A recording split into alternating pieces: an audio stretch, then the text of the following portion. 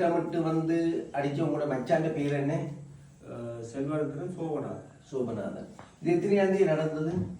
10ஆம் தேதி, டிசம்பர் மாதம் 10ஆம் தேதி நடந்தது.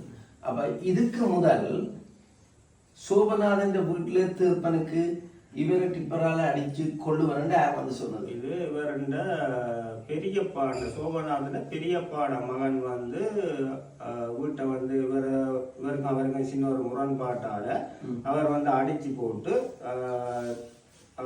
சோபநாதனை தகப்பன்ட்ட சொல்லிட்டு போனாருண்டா உங்க மகனை ஒழுங்கா வளங்க இல்ல டிப்பரை அடிச்சு கொள்ளுவாரு சொல்லிட்டு போனோம். அதுக்கு பிறகு வந்து அடிச்சு இல்ல. சரி, அது பிறகு 10 நாளாக இந்த சம்பவம் நடந்தது. 10 நாளாக தான் இங்க நடந்தது. அப்ப இந்த டிப்பர் வந்து கொண்டு இருக்குது. அதாவது அது அந்த ரோட்ல மண் ஏத்தி டிப்பர் தெரியல தானே, லைசன்ஸ் உள்ள மண் இல்ல தானே, கள்ளமண். அந்த ரூட்டால இது வந்தாலும் கள்ளமண். அப்ப அந்த கள்ளமண் ஏத்திட்டு விரைக்க உங்களோட மச்சானும் உங்களோட மச்சாட்ட மனுஷியும் போனவன் சைக்கிள்ல தாயின் வீட்டை கேட்டடியில் நின்றது.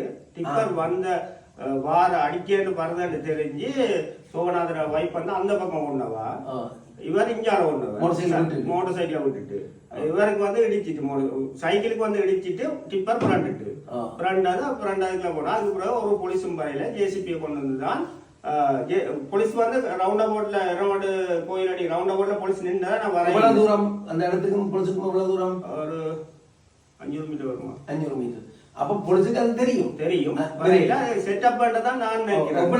எவ்வளவு நேரமா அது இது வந்து எவ்வளவு நேரம் சொல்ல தெரியல. என்னண்டா இவரை ஜேசிபி கொண்டு வரக்கு கிட்டமுட்ட ஒரு 3/4 மணி நேரம் ஆயிட்டுது. அதுக்கு பிறகு ஜேசிபி கொண்டு வந்து ஜேசிபி டிப்பரை நிமித்தின பிறகு அதுக்கு பிறகு அவரை மணலை கண்டி அவரை எடுத்து நாங்க ஹாஸ்பிட்டலுக்கு கொண்டு போய் அது வரைக்கும் போலீஸ் இல்லை. அப்ப நீங்க போலீஸ் இன்ஃபார்ம் பண்ணி அப்ப அவர் அதாவது நீங்க கொண்டு போய் அவர் உயிரோடு இருந்தோ என்ன மாதிரி இருக்க நெச்சாருதான் கொண்டு போனாங்க, உயிரோட இருக்கிறாரு நினைச்சுதான் கொண்டு போனாங்க. ஆனா உயிரிழந்துட்டு எரிஞ்சு 3/4 மணி நேரம் மணலுக்கு மூடுபட்டு இங்கே உயிரிழந்துட்டாங்கதான் நினைக்கிறேன். அதே என்ன சொல்ல ஹாஸ்பிட்டல் கொண்டு போனா உயிர் இல்லைன்னு சொன்னேன். சரி, அப்ப அதுக்கு பிறகு எவ்வளவு நேரத்துக்கு பிறகு அந்த நாங்க அங்க போலீஸ்ல நிக்கல பிறகு கேள்விப்பட்டேன். நாங்க இதே 3/4 மணி நேரம் ஹாஸ்பிட்டல் நாங்க கேள்விப்பட்டாங்க. இவ்வளவு 40-50 போலீஸ் அங்க வந்து நிக்கிறாங்க. ஏகப்பட்ட போலீஸ் அங்க ஒரு தேவைக்கு நாங்க போனாலே போலீஸ் வராது. ஆனா இது ஒரு சம்பந்தம் இல்லாம போலீஸ் அவ்வளவு பேர் அங்க வந்து நிக்கிறாங்க. அப்ப உங்களோட வைஃபும் அங்க நின்றவோ எங்க நின்றவோ நான் அங்க போய் பார்த்தேன். அங்க எனக்கு போன் பண்ணினவே போன் பண்ண நான் உடனே அங்க சம்பவம் நடந்ததுல போய் பார்த்தேன். அப்ப அங்க ரபிக் போலீஸ் எல்லாம் நிறைய வந்துட்டீங்க. நிறைய வந்து எவ்வளவு பேர்? 15-20 பேருக்கு மேலதான் அந்த டைம்ல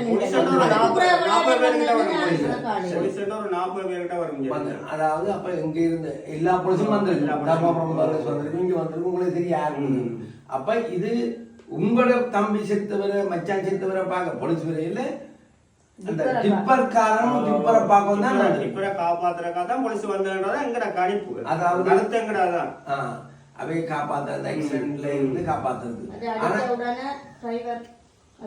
டிரைவரும் ஓடிட்டு டிரைவர் உடனே ஓடிட்டேன்.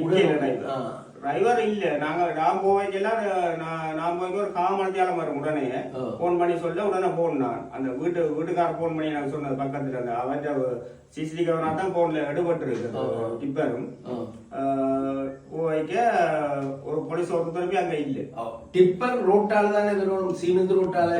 அப்ப திட்டமிட்டு இவரை அடிச்சு கொலை செய்யறதுன்னு ஒரு 100 மீட்டருக்கு அங்க இருந்தா டிப்பர் செட் பண்ணி தான் வந்த மாதிரி தெரியுது. பார்த்தா 6ஆம் நாள் விளங்கும். சைட்ல ஓட்ட விட்டு கரையில நிக்கிறவருக்கு வந்து டிப்பர் அடிக்க வருதுண்டா அது திட்டமிட்ட செயல்தான்ன்றது திட்ட தெளிவா தெரியும் 3 பேர். சரி, இப்ப ஏற்கனவே இவருக்கு இப்படிப்பட்ட உங்களோட மச்சான் ஒரு சமூக சேவை செய்கிறவர் இந்த கள்ளமண் சம்பந்தப்பட்ட விடயத்துல போலீஸுக்கு இன்ஃபார்ம் பண்ற இது சம்பந்தமா விருப்பப்படுற ஒரு வாழ்க்கை அப்படித்தான். அப்ப இது குழம்பு நடந்தா பிறகு என்ன விஷயங்கள் நடந்தது? இது இது வந்து இவருக்கு முதல் நான் சொன்னேன் தானே உங்களுக்கு. இது உண்மையாகவே ஒரு அட்டெம்ப்ட் மர்டர். அது இந்த தெளிவாக தெரியும். அப்ப போலீஸ்காரர் 40 பேருக்கு மேல 25-30 இப்ப வைப் சொல்றா 15 பேர். அப்ப இப்படி வந்திருந்திருக்காங்க என்றால் போலீஸ்காரரே அவரை அந்த அட்டெம்ப்ட் மர்டர்ல இருந்து அந்த கொலையிலேருந்து தப்பி விற்கிறதுக்கு ஆலோசனை சொல்லவும் உதவி செய்ய தான் வந்திருப்பாங்க. நாங்க அப்படிதான் நினைப்போம். எப்படி ஏனண்டா இந்த வழக்க வந்து கோர்ட்ஸுக்கு விட்டாங்க அப்படியே தெரியாமலுக்கு போலீஸ்ல நின்று அந்த டிப்பரை அதே டிரைவரை 14 நாள் அவர் ரிமாண்ட்ல இருந்து 14 நாள் ரிலீஸ் பண்ணி அவருக்கு லைசன்ஸ் கொடுப்பட்டிருக்காங்க போலீஸ்ல இருந்து. அதே டிரைவர் லைசன்ஸ் இல்லாம என்னன்னு அதே டிப்பரை ஓடி வருவேன் அப்படியும் ஓடி வந்திருக்கு. அப்படி ஓடி வந்து திரும்பவும் அடுத்த தம்பியார், அதாவது இந்த கொலை செய்யப்பட்ட தம்பியார் என்ன பேர் தர்சனை எங்க வச்சு சென்ட்ரல் காலேஜுக்கு நேரம் முன்னுக்கு சென்ட்ரல் காலேஜுக்கு நேரம் முன்னுக்கு மெயின் ரோட்ல அவற்ற மோட்டார் சைக்கிள் அடிச்சு அவரே கொள்ள போயிடுச்சு. அதே நேரத்தில் அவர் இன்னொரு வசனமும் சொல்லிட்டு போயிருந்தா முழு பேரையும் கொல்லுமனு சொல்லிட்டு போயிருக்கு. அதே அந்த ஆண்டு சொல்லிட்டு போயிருக்கு முழு பேரையும் கொல்லுமனு சொல்லிட்டும் போயிருக்கு. அப்ப ஓடிட்டாரு அவர் உடனே பொலிஸ் ஏற்றிட்டு போயிட்டாங்க. போலீஸ் ஏற்றிட்டு போயிட்டான். அப்ப டிப்பர் அப்படியே ரெண்டு ஒரு டிப்பர் அப்படியே ரெண்டு மற்ற டிப்பரை சைட்டு கட்டு விட்டாச்சு. திரும்ப அதை நாங்க வாக்குவாதப்பட்டு திரும்ப அதே டிப்பரை நின்றமாய் விட்டு வீடியோல எடுத்து முன்னுக்கு புத்தக கடையில சிசிடிவி கேமராவும் இருக்குது. அது சிசிடிவி கேமரா 15 நாளுக்குள்ள எடுக்கணும். எடுக்காட்டா அது எல்லாருக்குமே தெரியும். பொதுப்படையா இருந்தாலே போலீஸ் இப்படி தானே போலீஸ் திட்டமிட்டு செய்வாங்கன்னா அவன் பெரிய வேலையை செய்வான். இல்ல அதுல திட்டமிடான்னு சொல்லலாம் வேண்டாம். நாங்க போலீஸுக்கு எதிராக தான் கதைக்க வேண்டியிருக்கு. எப்படின்னா அதுல 3 போலீஸ்னா 3 போலீஸ் தான் அதுல. அப்ப நாங்க கேட்டா போர்ட்ஸால ரிலீஸ் பண்ணா டிப்பரை எங்களுக்கு ஆதாரத்தை காட்டுங்க, ரிலீஸ் பண்ண ஒரு ஆதாரம் இருக்குன்னு தானே காட்டுங்க. அந்த 3 போலீஸும் அதுக்கு சம்பந்தமே இல்லை. அதுக்கு பிறகு எங்கட வாக்குவாதம் கூடுன பிறகு சன நெருக்கடியும் கூடுன பிறகுதான் பிறகு போலீஸ் கணக்க வந்தது அங்க. இல்லாட்டி அது மட்டும் அந்த 3 போலீஸ் தான். இங்க நார்மலாவே ஒரு ஆக்சிடென்டோ ஒரு மரணம் நடந்தாலும் மேக்சிமம் 3-4 பேர் தான் பெறுவோம். ஆனா இங்க 30-40 பேர் பெறுவோம்னாலும் இவங்களுக்கு பொரியல் போகும், இறைச்சி போகும், சாப்பாடு போகும், பிரண்டி போகும், எல்லாம். அப்ப இவங்க பணத்துல திண்டு வளர்ந்து பாட்டி நடக்கிறாங்க. கிழமைக்கு ஒருக்கா பாட்டியும் வைப்பாங்க. அதனாலதான் அப்படிப்பட்ட செல்வாக்களை தான் வந்திருக்கு. மற்றபடி விரையிலாது. சரி, நீங்கள் சில பல 40 எண்ணிக்கை இல்லாமல் சொன்னாலும் இப்போ உங்களோட வைஃப் டீச்சர் சொல்ற மாதிரி போலீஸ் வந்து இந்த ஆக்சிடென்ட் நடந்த இடத்துக்கு அவனோட பொடியை நாங்க ஹாஸ்பிட்டல் கொண்டு போயிட்டாங்க. அதுக்கு பிறகு போலீஸ் வந்து 40-50 பேர் இங்க போலீஸ் வந்ததுன்ற கண்போம் ஆரங்கட்டான்னு சொல்லுவாங்க. சரி, இல்ல இப்ப உங்களோட வைஃப் நேரடியா கண்டிருக்கா 15 பேர் எல்லாம், அதாவது டிராபிக் போலீஸ்காரன் வந்தது. சரியோ, அப்ப இவங்களை எல்லாம் இவங்க செல்வாக்கில் இருக்கிறார்கள், உடனடியவங்க.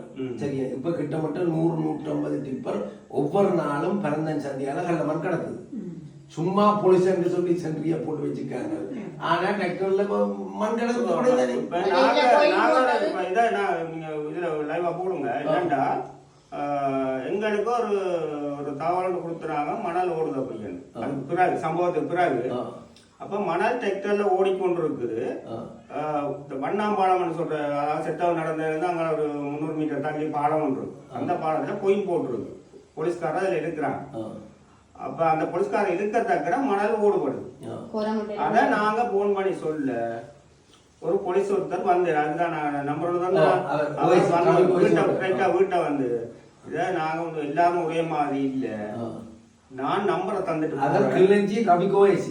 நம்பரை தந்துட்டு போறேன், நீங்க மணல் நேரா அத ஓடைக்கல எனக்கு போன் அடிக்க நான் சொல்றேன் அப்படி.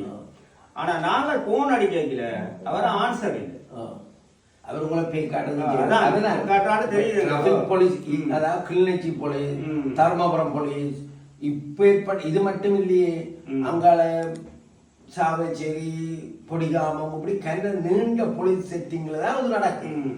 சரியோ, அப்ப இது இந்த பொழுது அந்த இவைக்கு கொடுக்கிற லஞ்சங்கள் எல்லாருக்கும் அது போச்சு. சரியோ, எல்லாருக்கும் அந்த பணம் போச்சு, ஒருத்தருக்கு 2 பேருக்கு இல்லை. சரியோ, அப்ப இதான் நீங்க எந்த ஒளிவு மறைவுல பப்ளிக்கா சொல்ல, நான் சொன்னதெல்லாம் உண்மை, இப்படித்தான் நடந்தது, மட்டும்தான் நடந்து கொண்டு இருக்கு. மச்சானை அடிச்சு போட்டு, ஆனா நீங்க அது என்ன நடந்தது, எப்படி கேஸ் பதியப்பட்டது ஏதாவது பாத்தீங்களா? ஒண்ணுமே தெரியாது. நான் ஒரு அதை சொல்ல விரும்பல, தெரியாது உங்களுக்கு என்னன்னு பதியப்பட்டிருந்தா அந்த டிப்பரை ரிலீஸ் ஆக்கியிருக்க மாட்டாங்க. கொலை செஞ்ச டிப்பரை டிரைவரை ரிலீஸ் ஆக்கியிருக்க மாட்டாங்க. போலீஸார ரிலீஸ் ஆக்கி போகிறாங்க.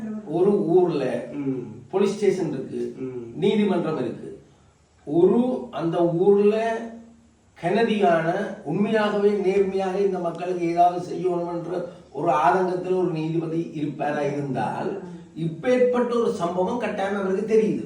அவர் என்ன செய்வார், போலீஸ்காரன்ட்ட சிச்சுவேஷனை பார்த்து இது உண்மையா ஒரு கொலை.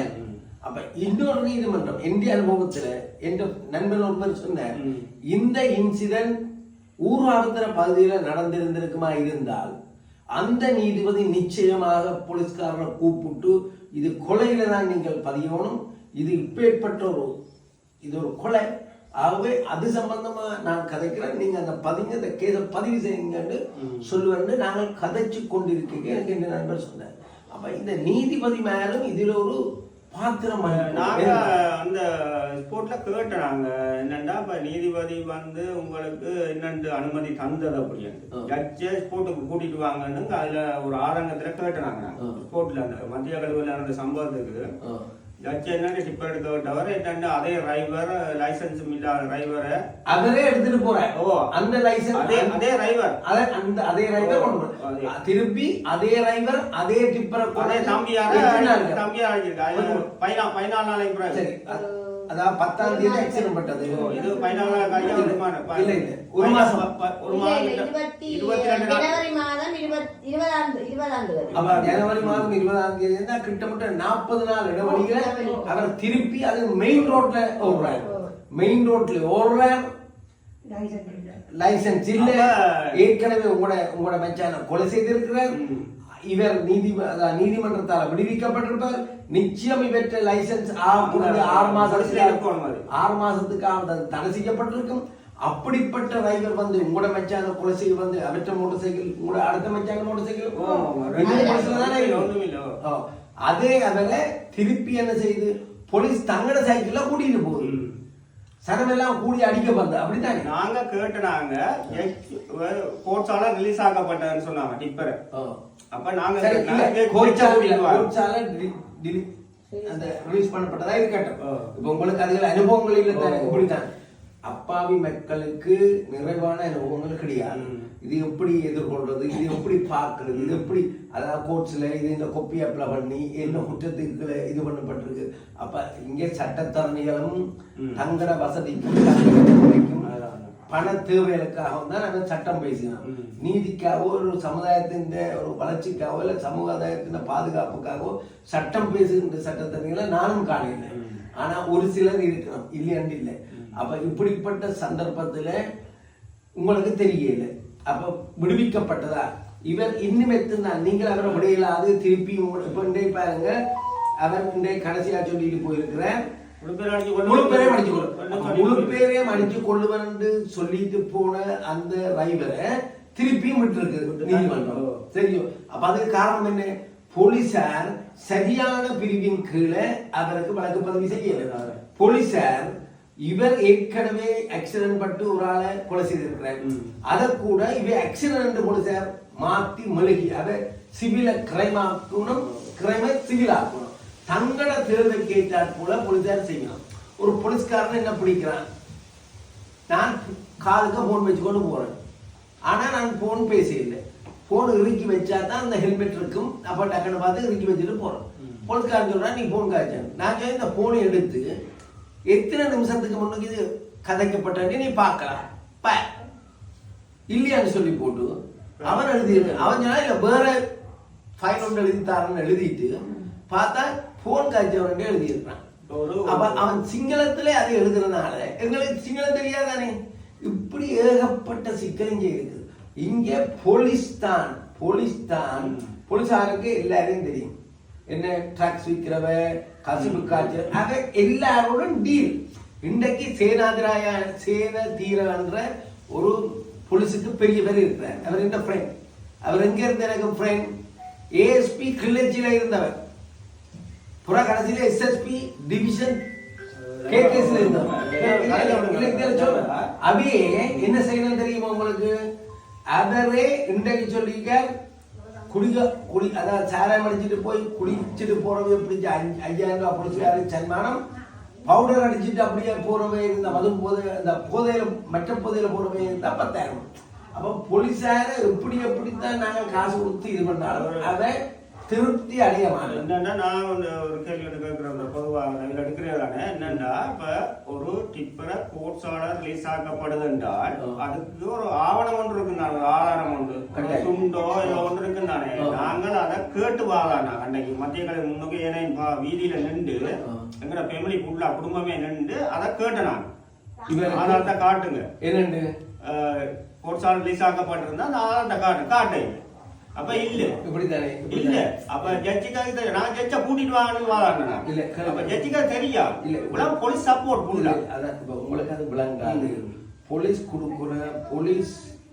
கொடுக்குற ரிப்போர்ட்டை வச்சுதான் ஜட்ஜ் தீர்மானங்கள் எடுப்பார்.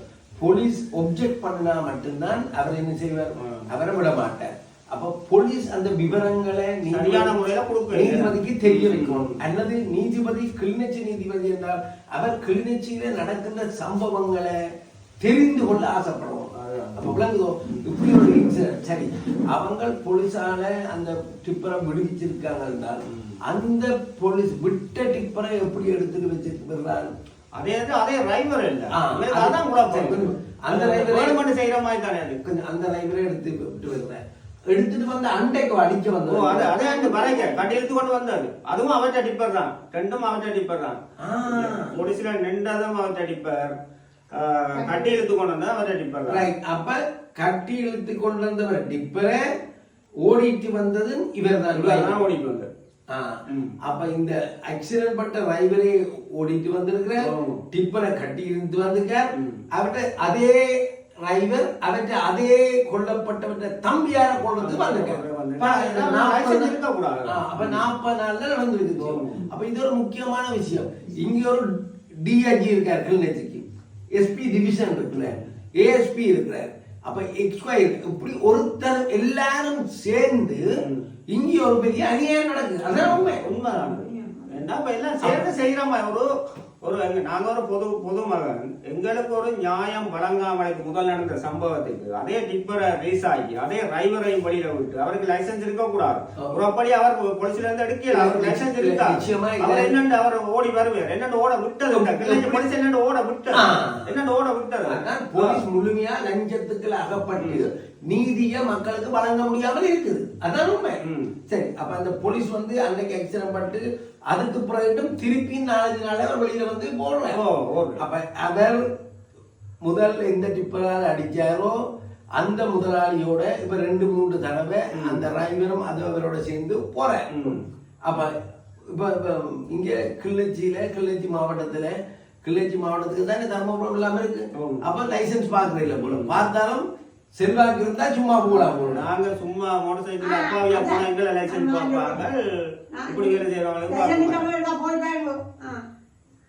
நாங்களே எல்போட்டை தான் வச்சு கொண்டு இருக்கோம். அப்ப எங்களை சும்மா மறைச்சு பிடிப்பாங்க. இப்படியான செயலை பிடிக்கிறாங்க. இது அந்த மண்ணான் பாலத்துல போலீஸ் இதை கொட்டையை போட்டிட்டு இருந்தவே நானே. அப்ப அதுல அப்பாவே கேட்டவன் அப்படி மண் வயலுக்கால குரமுண்டையில இருந்து வந்து கொண்டிருக்குது, நீ என்ன பார்த்து கொண்டுல இருக்கிறேன்னு என்னட்ட இதை பற்றி கேட்காத போய் இடமறி சந்தி போலீஸ்கிட்ட போய் வேற எதுவும் கேச்சுன்னா காதை பத்தி போடுவேன்னு சொல்லியிருக்கு. அப்பா அந்த நம்பரை மணி போலீஸ் நம்பர் எழுதி வச்சிருக்கிறேன். அதாவது இந்த கொலை செய்யப்பட்ட பொலிசப்பட்ட தீர்ப்பன் நேரடியா போய் போலீஸ் சொல்றாரு, இங்க மழை பெறுது, நீ என்ன செய்யற? அப்ப அந்த சென்றுக்கு நிக்கிற போலீஸ்காரன் என்ன சொல்றான், இரவு போய் சொல்லு. அப்ப இந்த போலீசார் கிளிநொச்சி மாவட்ட மக்களை மிருகத்தனமாக மிரட்டி விரட்டி அச்சுறுத்தி செயற்பட முனைகிறார்கள்.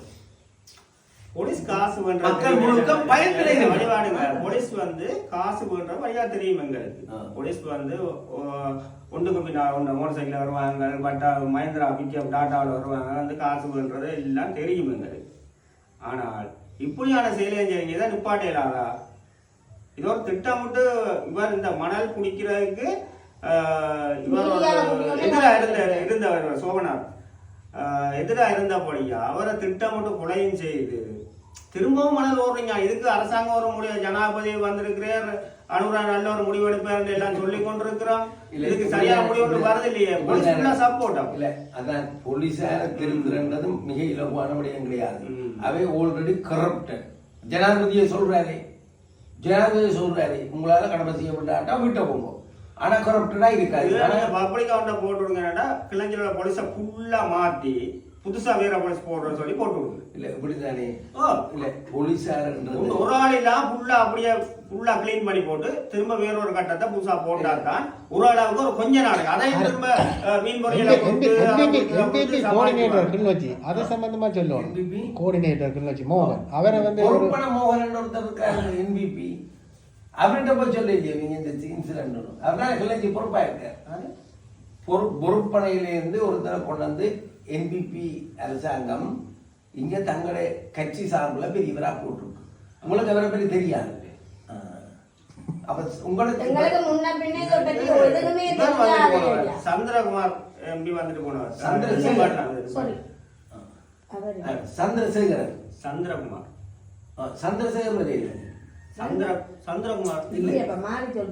சந்திரசேகரன் தான் வந்தவர் அமைச்சர். சந்திரசேகரன் தான் திருப்பி வந்தது.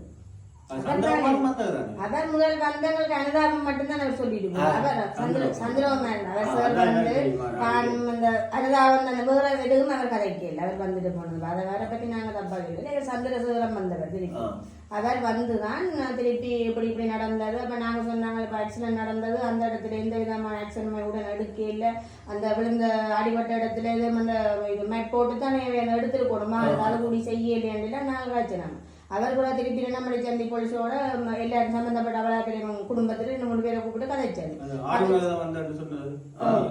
அதுக்கு பிறகுதான் அதைய வந்து விழுந்த அந்த டிப்பர் ஆக்சிடென்ட் இடத்துல அந்த சோக்கால மார்க் பண்ணி அதுக்கு பிறகுதான் மார்க் பண்ணது 5-6 நாளைக்கு பிறகு. அது சந்திரசேகரன் அந்த சார் வந்து காய்ச்சா பிறகுதான் அது மார்க் பண்ணி அமைச்சர் சந்திரசேகரன் வந்தா பிறகுதான் அந்த அதாவது ஆக்சிடென்ட் பட்ட இடத்துல போலீஸ் வரவும் இல்லை, டிப்பர் மார்க் பண்ணவும் இல்லை, அது சம்பந்தமா இன்ஃபர்மேஷன் எடுக்கிறது. சந்திரசேகர் எத்தனை நாளுக்கு பிறகு வந்தவர்? அவர் வந்து தமிழ்ல பொடி எடுத்து அண்டு பின்னேரம் வந்தவர். அப்ப பொடி 4 நாளைக்கு பிறகு தான் போலீஸ் வந்து அந்த இதை எடுக்குது. அப்ப இப்படி போலீஸ் அந்த சப்மிட் பண்ணும். அதுவும் அவர் வராட்டி அந்த மார்க்ஸ் எடுக்க மாட்டார். அப்ப ஒட்டுமொத்தமாக போலீஸ் இந்த கிளிநொச்சி மாவட்டத்தில் உள்ள மண்களை கடத்துற இந்த 100-150 ஒரு நாளைக்கு 150 ரோட் கடத்தப்படுது. எல்லாம் பிறந்த சந்தியால தான் போகுது. சரியோ இரவு சாமங்கள்ல போய் 2-3 கார் எஸ்கோர்ட் பண்ணுது. எஸ்கோர்ட் பண்ணி போய் முதல் கார் போய் காசு கொடுக்கும். அல்ல அவங்க எல்லாம் போய் அந்த பேங்களுக்கு போவாங்க, அங்க போவாங்க, டக்குன்னு டிப்பர் போகும். அப்ப அங்கால எல்லாம் செட்டிங் இங்க கிளிநொச்சி செட்டிங்கன்னா பல செட்டிங்கன்னா கொடியாமன் செட்டிங்கன்னா சாவச்சேரி செட்டிங்கன்னா யாழ்ப்பாணம் செட்டிங். இப்படி ஒவ்வொரு ஊர்களும் செட்டிங். ஒரே ஒரு டிப்பரை சுட்டு பிடிச்சன்னு சொல்றது அது ஒரு சும்மா கண்டுரைப்பு. தெரியும் பிடிச்சவையாம் ஆட்கள் எல்லாம் ஓடிந்தமா. இது நல்ல ஜோக் இல்லை. இது வந்து வேறொரு டீம் ஒன்று புதுசா வரதுன்னு வைங்களேன்.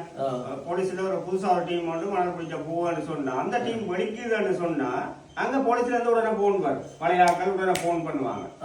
டீம் படிக்கிட்டு நாங்க வரையில எல்லாம் புது ஆட்கள் அலர்ட் ஆகுங்கன்னு சொல்லி முன்கூட்டியே போலீஸ்ல இருந்து தகவல் வருது. அப்ப இப்படிப்பட்ட ஏகப்பட்ட கொடுமையான இங்கே இருக்கு.